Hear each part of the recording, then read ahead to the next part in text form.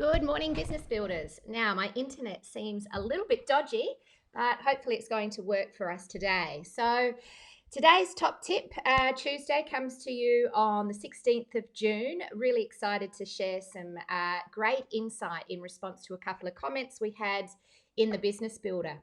Now, if you are watching this top tip on YouTube, because we post them out to YouTube now, to our YouTube channel, if you're watching us there, just so you know, each week in our Lifestyle Business Builder membership area, our students post questions that they want answered to help them build their business. Every week in the program, we do a couple of coaching sessions so they can jump on and we actually unpack and do the work in their business. But because we're a Tuesday to Thursday 3-day work week, we kick off every week here in the Lifestyle Business Builder with Top Tip Tuesday. So that's what today's lesson is about. And our first question comes from Carrie. Now, this is a great question, and I absolutely love this. Carrie asks, how do you find your mojo again if you get to a point where you love what you do, but you're feeling a bit exhausted and struggling to get the energy to keep going? And look, we've got someone watching live. Hello, Sue Giacobi. Great to see you here live. Thanks for joining me for Top Tip Tuesday. So let's talk about losing our mojo in business. You know what, Carrie? It happens to the best of us. And I love that you asked this question because it's actually happened to me at the start of this year. So last year, my business partner, Amy, stepped away from the business to be a full-time mum, and which is absolutely beautiful. So I went all in, determined to actually grow the business. So I went pretty hard. I let go of my 3-day work week and I worked overtime to grow the business. And it worked really well. It was fantastic. But I got towards the end of the year and the start of 2020. And to be honest, I was really struggling with my mojo. I felt exhausted. So, Carrie, I'm going to give you 3 ideas that I think can help. And look, we've got Suzanne Ingleton here as well. Good morning, Suzanne. Great to have you watching live as well. Now, Sue and Suzanne, I don't know if either of you have ever felt like you've lost your mojo in business as well. But the truth is, it happens to the best of us. And even when we absolutely love what we do, sometimes when we throw ourselves into our business wholeheartedly, we can get to a point where we're just struggling to find the energy to keep on going. And I know that Carrie, who's asked this question, has got or been through a period where things have been challenging. You know, there's stuff to deal with in family. We're coming out the back of coronavirus. There's all of these things going on around us outside. So, Carrie, here's my top 3 tips for you in your business. Number 1, this is one idea. Now, I did all 3, to be honest, is take a break. And when I say take a break, I mean take a complete break. I don't know if you're in a position where you can literally close your doors in your business for at least 2 weeks and disconnect from it entirely. It's true what they say, absence makes the heart grow fonder. And sometimes when you allow yourself to just, oh, we've got a lot of sirens going past. There they're going. Sometimes when you allow yourself to just do nothing related to your business for 2 entire weeks, a part of you will start to be longing for it again and missing for it. So that's step 1. Take a complete break if you can. Step 2 is go through the process of completing your 12-month strategic plan. Now, in the Lifestyle Business Builder, we teach people how to build their strategic plan on the 5 pillars of lifestyle business. In the boot camp that we ran just recently, that Sue and Suzanne were at, on day 4, we put together our strategic plan, and just going through the process of coming up with your vision and your KPIs under each of those 5 pillars, and then turning all of that into a 12-month action plan. So we've got a very high level, clear picture of what we want to get done, can be a really powerful process. So Carrie, if you want help with that, jump on a coaching call and we can do that. I recommend that's a nice thing to do after you've had a break, if you can have a break. And number 3, here's my 3rd idea for you, is find someone in your industry who really inspires you, who energizes you, who already has what you want and book in to do a training with them. So I know now a lot of training is just online. Read their book, watch their webinar, or do their course, or go to their event. And I found for me at the start of the year, I did that. I went over to Africa and I was really lucky to go and spend 5 days with Roger Hamilton in the Tau Lodge. That's what it was called, Tau Lodge there. And we did 5 days on developing our strategic plan for the year, which was really, really cool. And then once I came back from that, I was really lucky to go off to Melbourne in March and spend 2 days with Taki Moore, who's my business coach, at the Black Belt Intensive. And I have to say, it was after the 2 days with Taki Moore, who literally is how I want to be, has the business I want to have, and I really admire the way he teaches and trains. I felt more inspired and energized than I had in a long time. And even some of our clients noticed, some of the members in the Business Builder were like, whoa, what's happened, Jodie? You've got your mojo back. I just came back fully energized and fully focused. So those are my 3 pieces of advice for you, Carrie. Take a break, do your strategic plan, and plug into someone who really inspires and energizes you, and spend a day or two just devouring their stuff and allowing yourself to just enjoy what they do, learn from them. And you never know what might happen. Let me know how you go with those top tips. By the way, if anyone is watching live and they have any more questions, please post them in the comments under this post, and I'll get to those as well. All right, let's move on to our next one, which was not really a question. And Sue, I've got you. I saw your question come in earlier under the post, so I'll answer that in a moment as well. But the other one was a comment from Zviko. So recently, Zviko had a no-show. She set up a meeting. She obviously got on Zoom and boop, the person didn't show.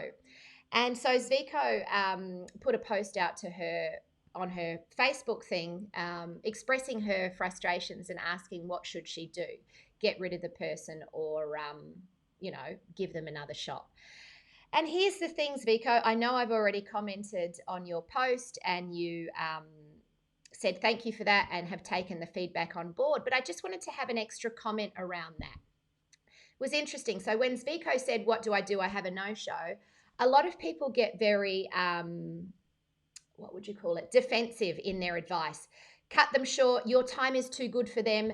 That's it. They've ruined it. They obviously have no respect. And there's people that make very strong, harsh judgments about the fact that someone didn't show up for a meeting. Is it annoying? Absolutely. Can it be perceived as disrespectful? Sure, if you want to perceive it as disrespectful. Is it possible that the person had something else going on, or it was an honest mistake and whoops, it just slipped their mind and they didn't mean to offend you in any possible way, but they're genuinely interested in having a meeting with you? Absolutely. So to judge so harshly and say your time's too valuable, cut them off, don't ever give them another go, in my opinion, is a bad way to build business. I don't think if we're trying to create business and become a magnet and want clients to be drawn to us, going through the process with harsh judgments and assumptions, resentment and boundaries against others is not very magnetic. So I personally don't think that's great advice. Now, if they show up, if they continue to do it like the second time, and if you were kind enough to give them a third time and they did it 3rd time in a row, again, I would just kindly say, look, it's obviously not important to you. So if you want my time, you have to pay in advance now. I can't offer you a free spot to talk about that. And I think it's fair to do that after the 2nd time. The other thing that I wanted to say on that is some people just get very focused on this whole, well, my time is important to me, and if someone doesn't show up, it obviously means they disrespect me or they're taking advantage of me. Now, the truth is they're not. It's not about you. And we don't want to take things personally. So there's a great book called The 4 Agreements, and one of the agreements is don't take things personally. It's not about you. So when someone's late to a meeting or someone doesn't show up, please don't take it personally. Please don't decide that they disrespect you. Just recognize that, you know what? they probably don't have the same level of priorities as you. And with kindness and with love, decide that you don't want to give your time into that area. You don't need to resent them, you don't need to judge them, and you don't need to send them bad vibes. Bad vibes are not good in business. I'm a big fan of the Course in Miracles and the teachings that Marianne Williams does around that. So I've got the big book, The Course in Miracles, and I've gone through the process of listening and meditating on that each day, listening to Marianne Williams teach it, but meditating on the big book itself, reading through it. Marianne Williams teaches it better than anyone else I know, though. And in the Course in Miracles, it's basically telling us that we are always either choosing love or fear. And when we choose love, we send ourselves to heaven. We have wonderful experiences. When we choose fear, we go straight to hell. And fear is basically a human response. There's a conscious choice we can make around it, but our brain is hardwired to send us there anyway. But fear puts us in a state of defense. And when we become judgmental, when we become defensive, when we put up boundaries, when we push people away, it's usually from a place of fear. However, we can still set up healthy boundaries from a place of love as well. It just requires less judgment on the other person about what they're doing, acceptance of who they are, and more focus on your goals and priorities and values. And say, you know what, I value my time, absolutely, but I don't need to judge people from the first time they didn't show up. So I just wanted to talk a little bit more about that because I think it's a really important thing to understand. Oh, look, we've got Sarah Choice here. Hey, stranger, nice to see you. Sarah says, thanks, Jodie. I knew I needed to hear your take on the world today. How wonderful to have you here. Now, Sarah, if you're battling with the toss-up between love and fear, I highly recommend the works or the teachings of Marianne Williamson. I've listened to her Return to Love workshop on Audible at least 30 times, and it actually came to me. I stumbled across it when I was going through a relationship breakup many years ago, and I was pretty bitter and angry about that. And then I listened to the Return to Love workshop by Marianne Williamson, and it really allowed me to literally dissolve all of the resentment, the judgment, the frustration that I saw from other people that were hurting me. And so I absolutely love this whole Return to Love Course in Miracles practice of living. I think we live in a world where people are very judgmental and very righteous and very afraid, to be honest. People are often afraid. And when we let go of the fear, it's amazing how beautiful the world can seem. Oh, thank you, Suzanne. We've got a comment from Suzanne. Beautiful, wise words, Jodie. Thank you so much for that. All right, it's great to have you folks live here and tuning in. So Sue Giacobi, let's have a look at your question. I've just got it down here on my Facebook. So, hi Jodie, I've been provided email contacts for some people in the land of councils, which is fantastic. What is my best way to approach them and present myself? Which of my two businesses should I put forward, if any? Many thanks. Okay, so if we're talking, Sue, people working in local government, councils, I would say the best business to put forward is the one around building emotional resilience and goal setting. So the Sue Giacobi expansion model and Ignite Your Life. The teachers, the work that you do in the teachers is probably great for higher state government departments. But you know what? You could put both forward. The most important thing is find a person and build a relationship with them. So when it comes to business development, I think one of the things that prevents people from moving forward into this place is they think, oh, how do I go in there and sell myself? And the reality is, you don't need to. And what a relief. All you need to do is start forming a relationship with people and become really curious about what they do. And so the more questions you ask, if it's someone in the community services area, And you might ask questions like, do you have events for the local community? Who do I speak to if I've got ideas of how I could add value to people within your community? Are you connected to organisations that have admin staff that are being neglected? So just ask them a bunch of questions. Be super curious about how they operate and where you might fit in. And I think this is really important, that when it comes to business, we all know in our hearts how we add value. So for me, if I was to take the 7 Effect and Jodie Nevid, I could go to a council and I know there are 2 ways I can add value. Well, 3 really. I can help people sort their lives out. So I can look at working at the level of the citizens within the council and say, all right, I can help people design their lives. I could also help from a leadership perspective, which would be probably more so working internally with staff in the council, which I've done with councils all over Australia. Or I could help local businesses within that community through business education and training. But I wouldn't go in there and tell them all of that. What I would instead do is go in there and say, so tell me, where is your focus? Do you do work with local citizens within the community? And if so, what sort of events do you do? What's popular? What sort of things don't you do that you would love to do? Or what sort of things don't you do? Have you thought about doing? I would just ask a bunch of questions around that. And the nice thing is, once you have a conversation with people, things unfold. This is why we can't script these types of things, because you've got to connect with the human being there. If I wanted to do leadership, I might ask questions, and I could ask all 3 streams of questions and say, okay, so we've got that going on with the residents that live in this community. What about leadership development? Is the council at all interested in developing internal leaders, or do you offer leadership out to the community in any perspective?